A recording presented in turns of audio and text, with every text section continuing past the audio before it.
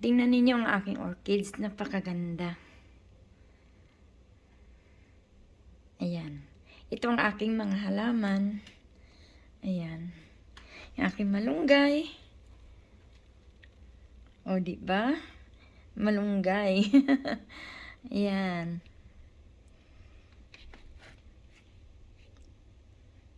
Ayan ang aking peace lily. Ang aking snake plant.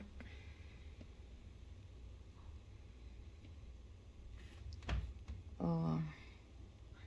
Marami na rin akong halaman. Tsaka ito. Oh, di ba? Ang taas na. Dati mababa lang yan. Ngayon, ayan. Ayan na siya. Mataas na siya. Ayan.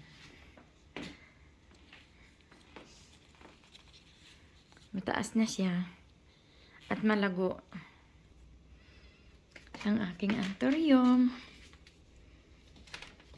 Na hindi nawawala ng bulaklak. Ayan.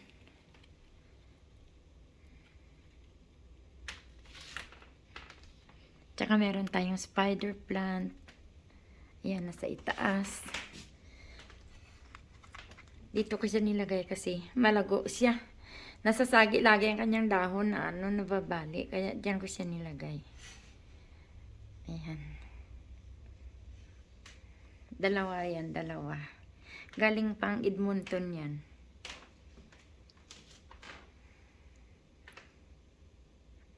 Ayan, ang aking spider plant. Tapos ang aking aloe vera. Ayan.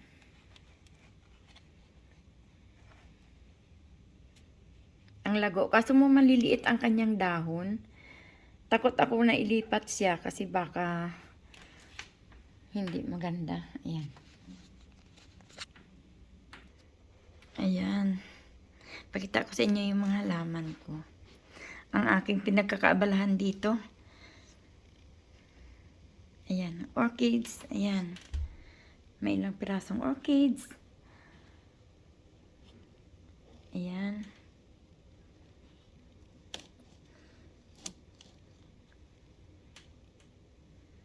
Para lang tayo malilibang. Ayan. May mga kunting halaman. Ayan. Ito yung aking isang orchid. Ba't kaya ano to? Ayan, oh. Nangunguluntoy siya. Ba't kaya? Nag-isang taon na rin to eh. Pero ganyan siya, oh.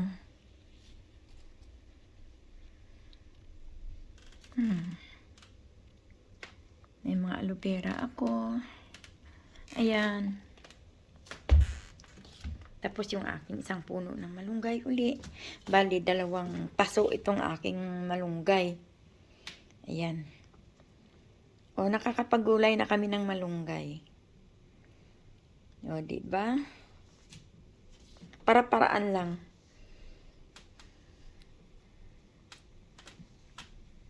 Ayan. Ang lago din, oh.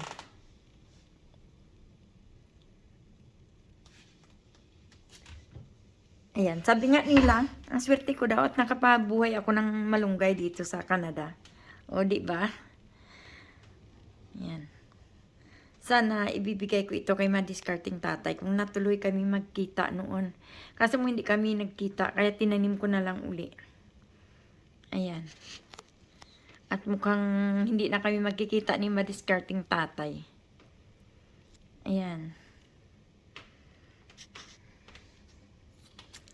Yan ang gaganda ng aking mga halaman.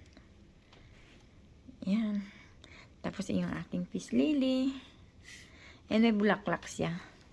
Yun nga lang, maliit. Maliit ang kanyang bulaklak. Hindi ko na makita na saan na ba yun. Uy, wala na. Nalanta yata. Ayan. Ang aking peace lily. Dito sila nakalagay kasi. Tingnan ninyo, naaarawan kasi dito. Dito ang ano ng araw. Kaya dyan sila nakalagay. Ayan. Ayan siya, naaarawan sila. Kaya maganda ang tubo. Maganda ang mga dahon kasi Pag hindi talaga naaarawan ang tanim, iba ang dahon. Para siyang madilaw. Tingnan mo ito, parang isang linggo, mahigit isang linggo yata na makulimlim. Hindi sila naaarawan, kaya tingnan mo, hindi siya green na green ang dahon.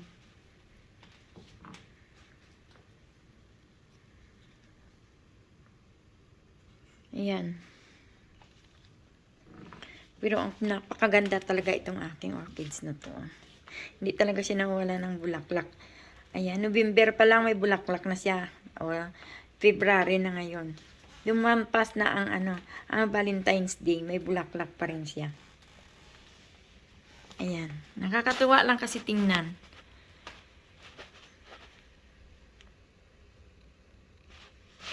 O, diba? Ang ganda niya tingnan. Ayan. Aking orchids. Ang ganda-ganda.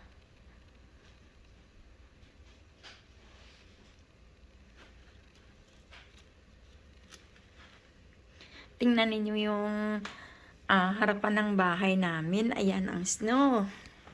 Ayan. May araw ngayon. Ayan, oh. Kaya, ang ganda tingnan, di ba? Oh, snow yan, snow yan. Pag dunga mo dito sa bintana, ayan na siya, oh. Tapos yung mga bakat na yan, ano yan, daan ng, dumaan ang ano dyan, ang bunny. Bunny ang dumaan dyan, ayan, oh. Siguro sa gabi sila lumalabas, kaya ayan, tingnan nyo yung bakat ng paa nila sa snow. Ayan. Ayan. Sobrang lamig ngayon kasi patunaw na ang snow. Ayan. At saka medyo mahangin sa labas. Kaya ayan, oh, tingnan ninyo. Maganda tingnan ang snow kapag ganito na may sikat ng araw. Kasi tingnan ninyo, oh. Natatamaan ng sikat ng araw. Makintab siya. Akala mo merong ayun, napakakintab niyang tingnan. Ayan. Ito naman ang pagkain ng mga ibon. Nilalagyan kasi namin sila ng pagkain kahit na winter kasi nakakaawa sila. Alam niyo ba na ang mga ibon, pag huminto ng snow, maglalabasan na yan, naghanap na sila ng pagkain. Kaya ayan, hindi sila nawala ng pagkain dito sa amin. Talagang bumibili ang manugang ko para Tapos si daddy naman, tiis yan ng kahit na makapal ang snow last year. Yan, inaano niya yan dyan. Pinupuntahan niya para malagyan ng pagkain. Ayan. Minsan, andyan din yung squirrel. Umaakyat din dyan. Yan. Naghahanap din talaga sila ng pagkain.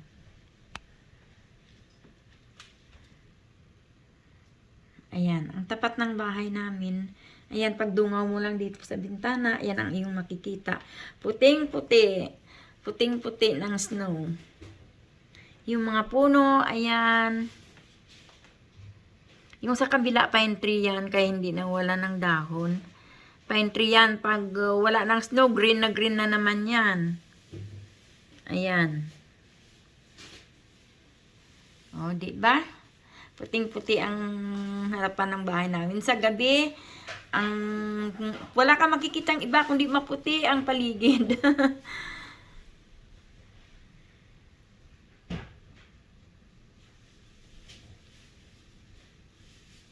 Ayan.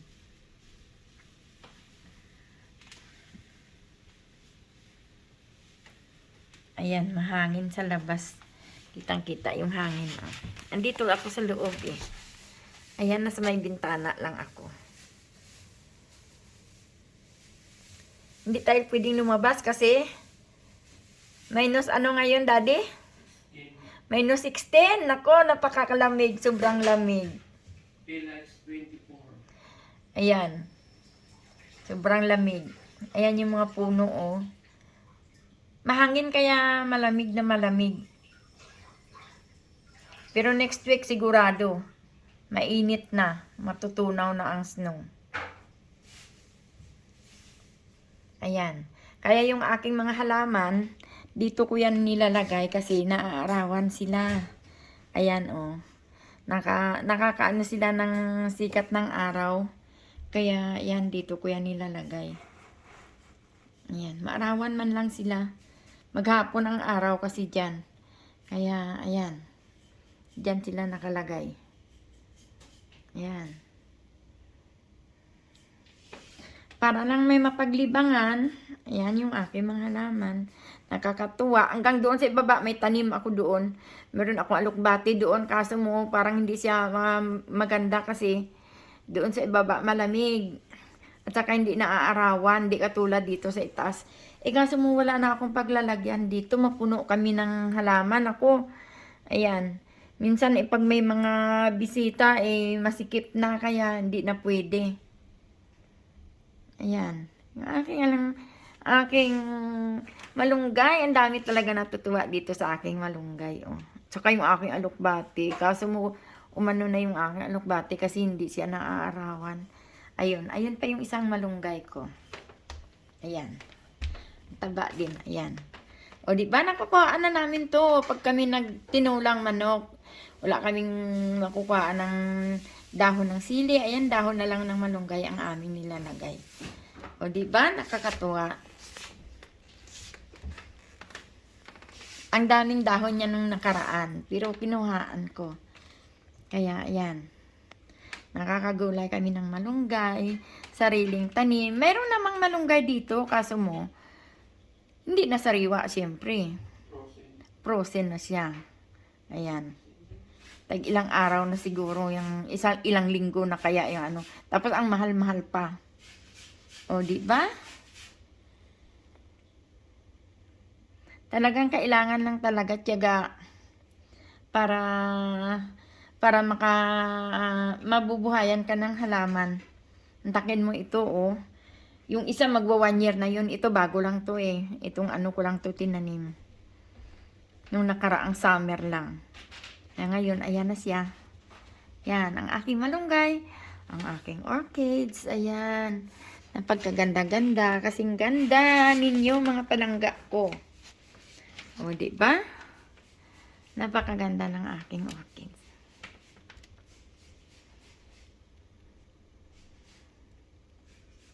Ayan, hanggang sa baba ang kanyang bulaklak. Maliit nga lang na paso yan, hindi ko pa mailipat kasi lagi siyang namumulaklak kaya ayaw ko siyang galawin. Ayan, maliit lang yung kanyang paso. O, tingnan mo. Ang ganda-ganda niya. Ayan. Tapos may sumisibol na uli yan. Mamumulaklak na uli siya. Ayan, maraming salamat mga langga sa inyong panunood at suporta sa aking channel.